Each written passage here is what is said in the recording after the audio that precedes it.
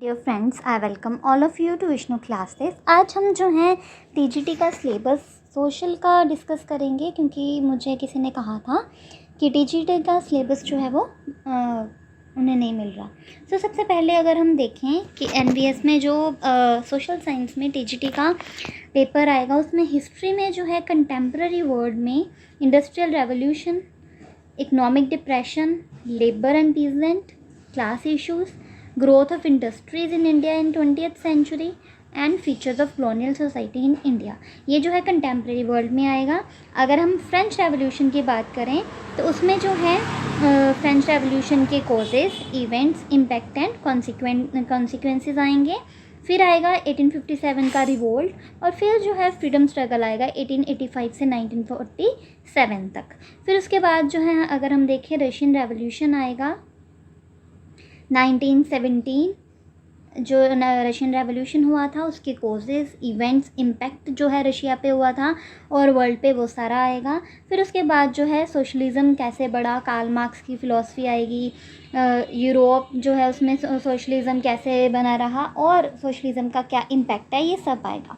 फिर आगे अगर हम देखें कि फेजेस फोर्सेस जब बढ़ी आगे जर्मनी और इटली में, वो आएंगी। और जो हमारे 2 वर्ल्ड वॉर हैं यूएन में, वो आएगी। ठीक है, 2 वर्ल्ड वॉर जो जैसे कि first world war, second world war, ये सारी आएगी। और ज्योग्राफी में अगर हम बात करें सोलर सिस्टम आएगा। और फिर उसके बाद जो है ओरिजिन ऑफ अर्थ आएगा। मोशंस आएंगे जैसे कि rotation, revolution, day and night, latitude, longitude, time, earthquakes, volcanoes, folding, faulting, drift theory, ये सारी आएगी।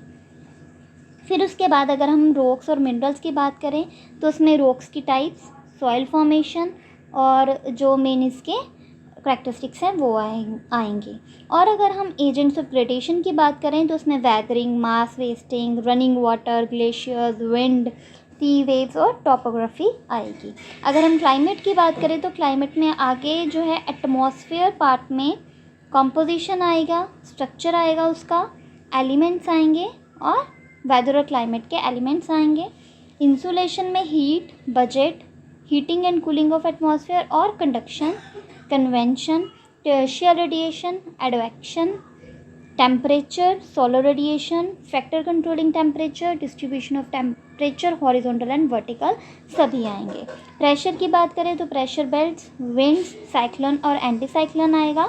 इवेपोरेशन, कंडेंसेशन एंड परसेप्शन की अगर हम बात करें तो उसमें ह्यूमिडिटी, रेनफॉल, ये सब आएगा। वर्ल्ड क्लाइमेट्स की बात करें तो उसकी क्लासिफिकेशन, ग्रीन हाउस इफेक्ट क्या है, ग्लोबल वार्मिंग क्या है, ग्लोबल क्लाइमेट चेंज क्या है, ये सब आएगा। अगर हम ओशियंस या वाटर की बात करें तो डिस्ट्रीब्यूशन ऑफ वाटर बॉडीज़ आएगा, यानी कि हाइड्रोलॉजिकल साइकिल। अगर हम ओशियंस की बात करें तो उसमें submarine relief, distribution of temperature, salinity, movement of ocean, water waves, tides आएंगे, अटलांटिक, पैसिफिक, इंडियन ओशियन। ठीक है, मैप्स और स्केल्स की बात करें तो मैप की डेफिनेशन, क्लासिफिकेशन, डायरेक्शन कैसे फाइंड करते हैं, इसकी टेक्निक्स जैसे कि काउंटर, हिल, शेडिंग, लेयर, ये सारी आएंगी। और अगर हम क्लाइमेटिक डाटा को रिप्रेजेंट करने के लिए जैसे कि लाइन ग्राफ, बार ग्राफ, इजोथर्म्स, इजोबार्स, इजोएट्स, ये सब आएगा। फिर आगे अगर हम बायोस्फीयर की बात करें तो बायोस्फीयर में जो है ecology, type of ecosystem, structure and function of ecosystem, food chain, food web, world biomes, ecological balance, biodiversity और कंजर्वेशन, ये सब आएगा। अगर हम इंडिया के जो है फिज़िकल फीचर्स की बात करें तो उसमें geological structure, physiographic division, drainage system आएगा। और क्लाइमेट की अगर हम बात करें तो इंडियन मानसून, जो सीजन्स हैं, या फिर इंडियन नेचुरल वेजिटेशन है, उसकी टाइप्स, या फिर जो है सॉइल और उसकी डिस्ट्रीब्यूशन, ये सब आएगा। फिर अगर हम बात करें पॉपुलेशन की तो पॉपुलेशन में जो है growth and distribution of population, उसके फैक्टर्स और कॉजेज, माइग्रेशन क्यों हो रहा है, क्या कारण है, माल्थस की जो थ्योरी है वो आएगी, डेमोग्राफिक ट्रांजिशन की थ्योरी आएगी। ठीक है, फिर उसके बाद जो है कैसे सस्टेनेबल डेवलपमेंट बढ़ रही है वो आएगा। फिर उसके बाद है population as a resource, population की क्या क्या प्रॉब्लम्स हैं इंडिया में, ये सब आएगा। अगर हम रिसोर्सेज और डेवलपमेंट की बात करें तो उसमें जो है रिसोर्सेज का क्या मतलब है, क्या नेचर है, क्या कंपोनेंट्स हैं, रिसोर्सेज जो हैं कौन कौन से होते हैं, डिस्ट्रीब्यूशन क्या है, मिनरल्स क्या है, यूटिलाइजेशन क्या है, इकोनॉमिक और इन्वायरमेंटल सिग्निफिकेंस क्या है, forest, fisheries, conservation of water, distribution of major crops, wild resources and energy resources, ये सब जो है resources में आएगा। अगर हम agriculture में बात करें तो wet and dry agriculture, intensive, extensive, shifting, commercial, जितने भी टाइप्स होते हैं एग्रीकल्चर की वो सारी आएंगी और मेजर क्रॉप्स भी आएंगी। फिर अगर हम मैन्युफैक्चरिंग इंडस्ट्रीज़ की बात करें तो उसमें कि कितने टाइप की इंडस्ट्रीज़ होती हैं, उनके फैक्टर्स क्या हैं, लोकेशन वाइज उनकी टाइप्स। फिर उसके बाद जो है इंडस्ट्रियल क्लस्टर्स कहाँ कहाँ पे पाए जाते हैं इंडिया में। इलेक्ट्रॉनिक इंडस्ट्रीज़ हो गई, प्रोडक्शन हो गई जैसे कि शुगर की, कॉटन की, आयरन की, स्टील की और केमिकल की। अगर हम नेशनल इकोनॉमी की बात करें तो उसमें जो है मीन्स ऑफ ट्रांसपोर्टेशन, कम्युनिकेशन जैसे कि roads, railway, waterway, airway, oil, gas, pipeline, radio, television, national electric grid, ये सारे आएंगे। कंप्यूटर्स भी आएंगे इसमें।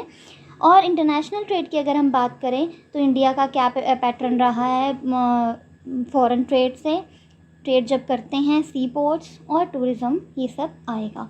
अगर हम डिज़ास्टर और हज़ार्ड्स की बात करें तो टाइप्स ऑफ डिज़ास्टर्स की, कितने तरह के डिज़ास्टर्स होते हैं, ठीक है, कैसे डिज़ास्टर को मैनेज किया जा सके, उसके कंपोनेंट्स क्या हैं, कैसे जो रिस्क है वो कम किया जा सकता है।